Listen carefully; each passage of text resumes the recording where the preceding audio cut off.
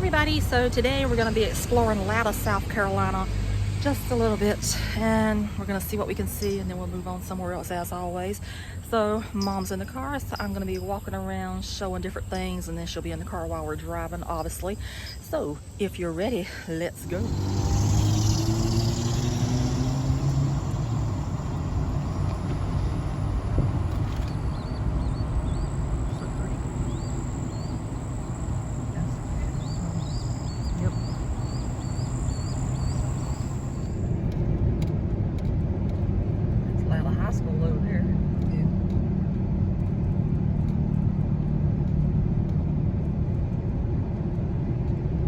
Pretty crepe marks.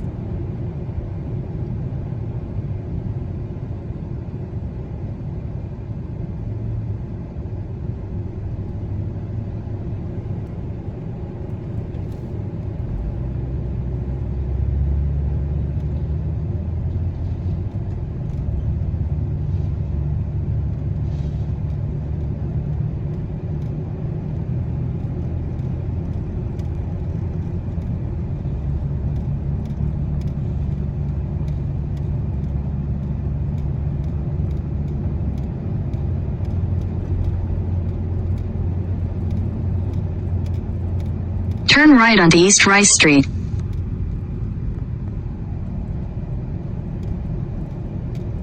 There's an old motel there. That's an old motel. Head southwest on North Richardson Street, North 2nd Avenue toward East Bamberg Street. I'm going to guess at the red light.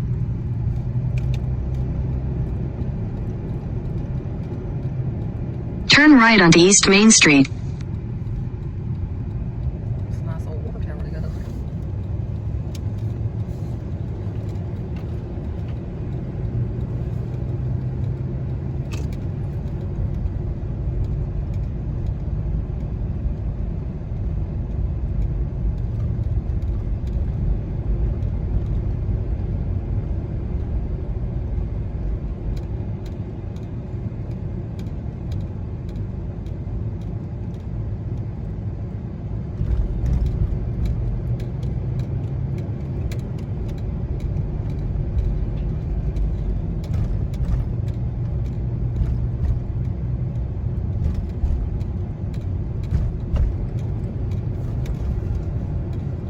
Turn right onto North Malden Street.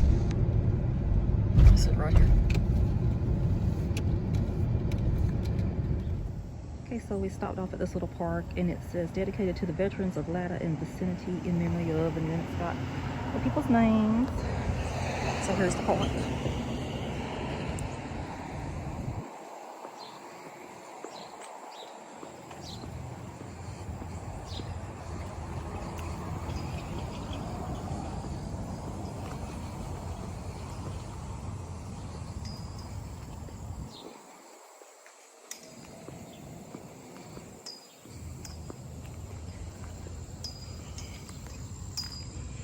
It says this park is dedicated to the memory and honor of the veterans who have served our nation. Veterans Day 2001.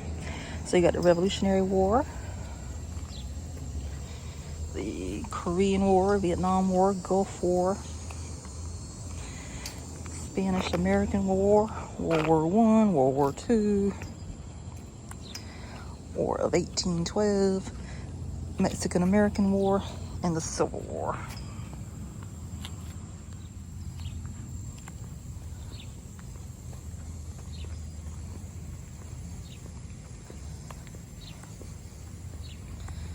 This over here says Latta High School Memorial Park.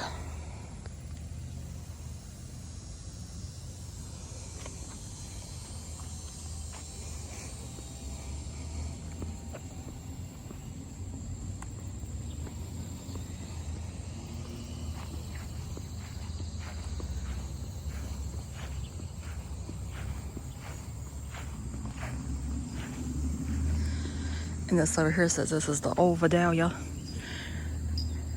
Restored from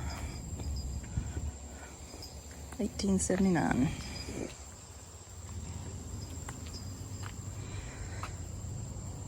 This says Vidalia Academy.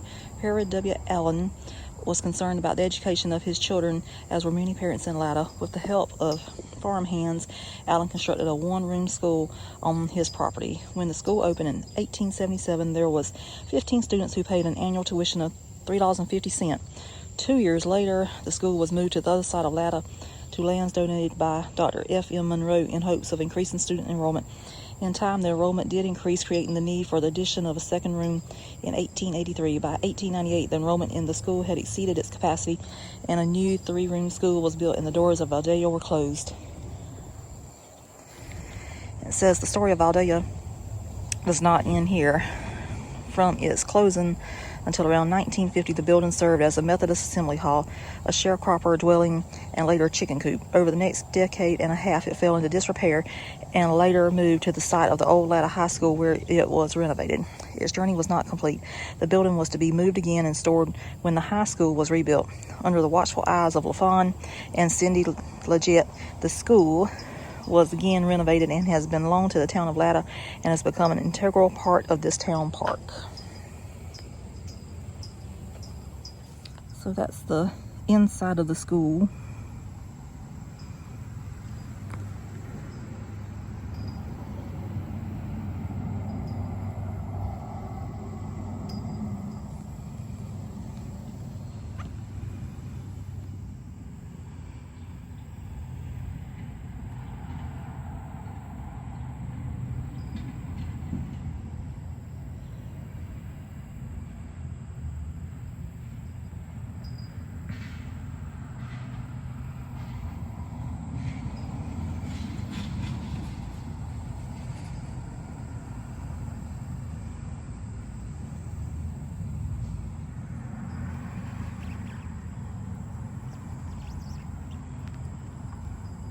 I do like that they've got a Christmas wreath in there, and I'm not quite sure what that is on the board.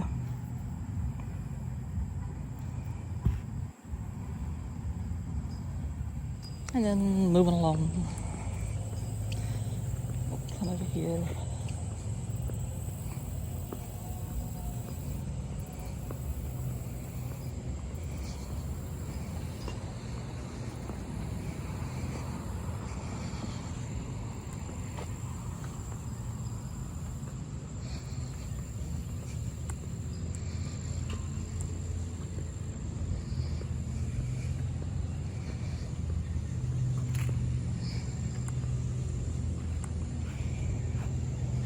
So that's the Latta Library over there, and that's the Dillon County Museum. So this says this was the post office and general store. In rural communities throughout the country, the local general store was the focal point of town activities.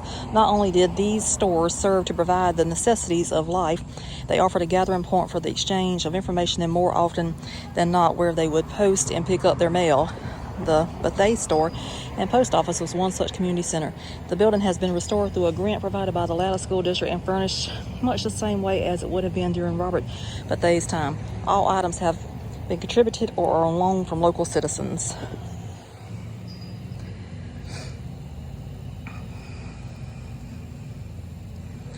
And it says Robert Rose Bethea.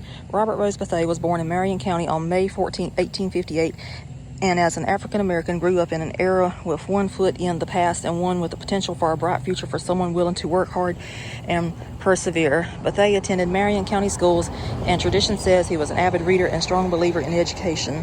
His beliefs in education and hard work were to lead him to a successful career as a local merchant and community leader. He was active with his church, Weston Chapel, and Masonic Lodge. It was because of this dedication to community that he was appointed by President Grover Cleveland to become postmaster in July 1890. This was quite an honor for an African American in an era of growing Jim Crow legislation, but they ran the post office from this store on Main Street until February 1893.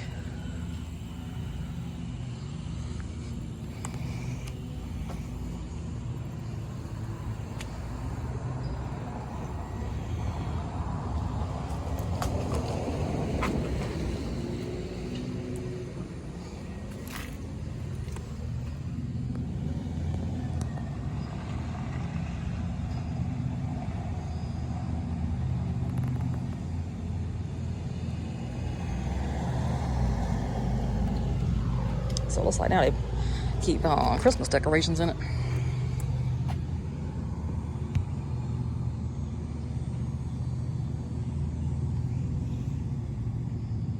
And some other stuff. That's a nice stove back there.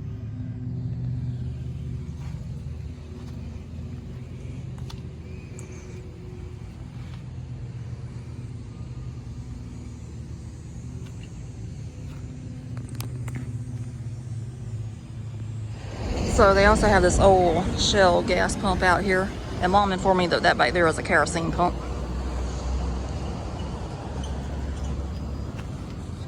So the gas pumps have definitely came a long way too. And this says, in memory, Robert Earl Atkinson Sr., 1899 to 1970, co-founder of Dilmerle Oil Company, incorporated in 1931 to sell Shell oil products in Dillon and Marion counties. In 1946, the Atkinson family became the sole owners of Dilmar.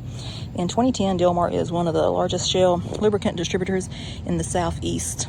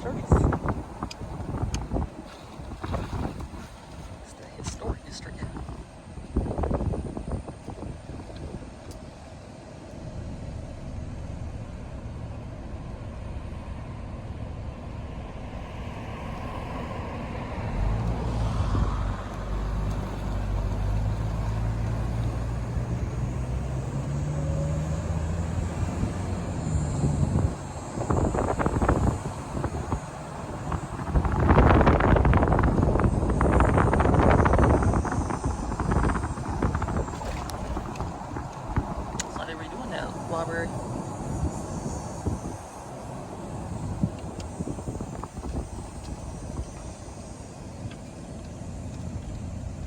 I'm gonna guess by the look of this, they're either tearing down this thing or they're redoing it.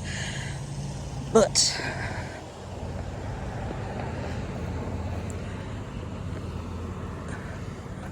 it's one or the other.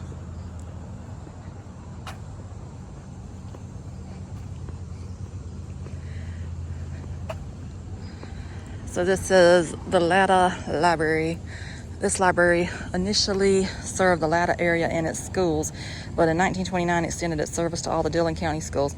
The cost led the library board to ask the county to provide aid. The county complied, although local control of library service continued. By statutory provision in 1973, a county library providing for county-wide control was established. The Latta Library is the base of this operation. So this is the Dillon County Museum. It does not look like they're open today, anyway. But it says Dillon County Museum, built next door to his residence. This circa 1915 brick building served as the medical office of Dr. Henry Edwards, one of Latta's first physicians, and subsequently the dentist office of his son, Luther. Luther's daughter, Carolyn, deeded the property to the Dillon County Historical Society. Having undergone extensive renovations, it is today the Dillon County Museum. The museum offers a turn-of-the-century glimpse of life in Dillon County throughout its document, photograph, and cultural collections. It has several permanent exhibits, which include the recreated offices of Dr. Henry Edwards and Dr. Luther Edwards and the impact of tobacco on the local economy, as well as changing historical and cultural exhibits. The museum is staffed on a part-time basis by a group of local docents.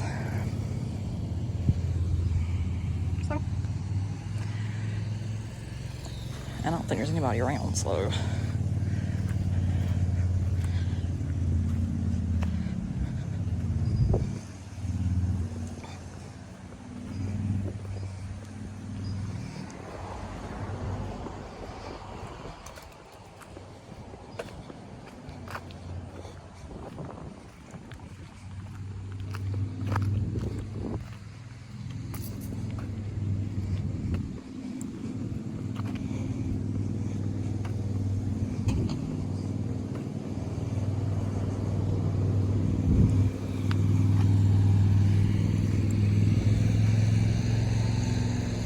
says this is the Edwards house. The house was originally constructed by Daniel Washington Biggs and his business partner in the late 1880s. They owned a large sawmill in the area and needed a place to board northern lumber buyers visiting their mill. It operated as a boarding house for several years before it was purchased by Dr. Henry Edwards and his wife Caroline Carey Hazelton Edwards. It was the first two-story house in Latta. Dr. and Ms. Edwards raised their family here, and the interior has been restored to reflect the decor during their time here. For the extended Edwards and Hazelton families, the home became a gathering place and was enjoyed by both sides of the Edwards family. For the convenience of his medical practice, Dr. Edwards had his office constructed next door, now the Dillon County Museum. The town of Latta purchased the house from the Dillon County Historical Society for $1 to save it from demolition. The Latta Revitalization Commission has since restored the house, and it is now available for functions and offers space for 2 offices. Members of the Friends of the Edwards House provide for its upkeep and continued improvements. And that right there shows the family. And hopefully it shows it good because I can't see. The sun is so bright out here. And that's the back of the house with the sign. This is Edwards House, circa 1890. Project of Latta Revitalization Commission.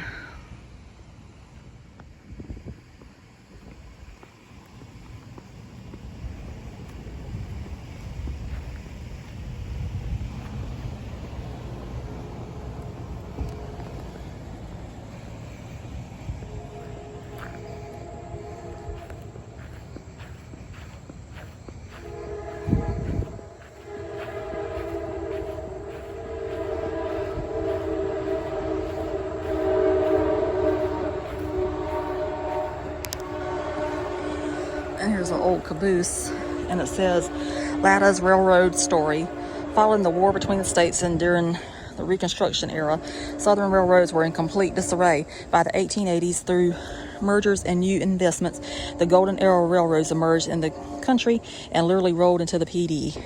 A section of new rails that will become the Atlantic Coastline Railroad entered this area in 1888. As this strategic point along the railroad at a depot was constructed, the nucleus of the community was planted, and it grew as inhabitants arrived, started their businesses, and built their homes, creating the town of Latta. And it says the town received its name from Robert J. Latta, a York, South Carolina native who was the railroad surveyor that laid out plans for the station. The first passenger and freight depots were constructed in 1888. That year, a post office was authorized, and in 1890, the town was incorporated. What became known as the Latta branch connected Latta with McCall in 1895 and passed through the towns of Mallory, Bingham, Blenheim, Dunbar, and Clio. The increase in commercial activity led the following year to the construction of a new tobacco warehouse. By 1903, there was 3 tobacco warehouses, and until the markers later shifted to Dillon and Mullins, Latta was the center of tobacco marketing and the largest in the state. And that shows everything right there.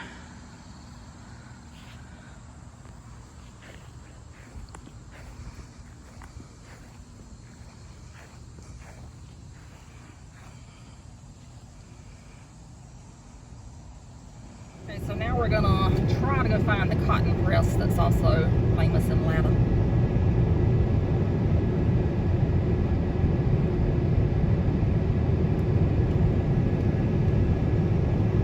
I think it's on the outskirts of town, because this is obviously the main attraction here.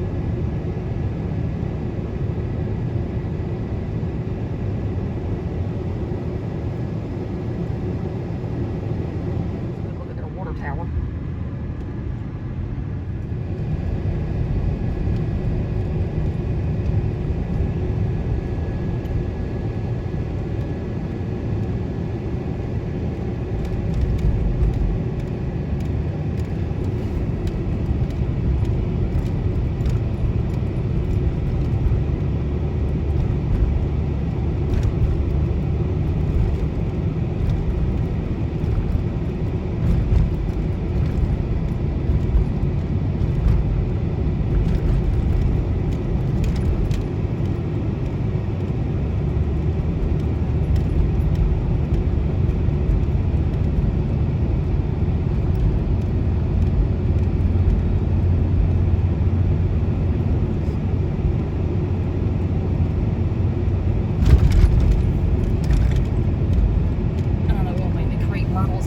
beautiful in this town.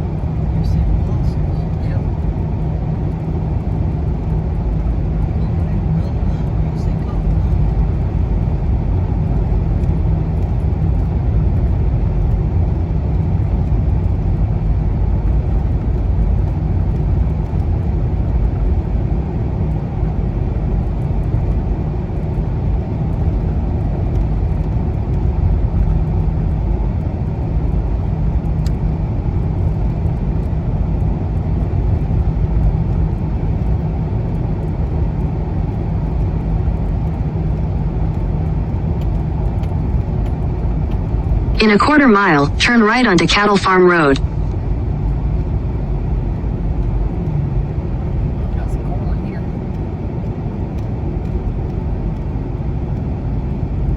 So now we have moved on out of where we were out of town, and now we're over here at the early cotton press.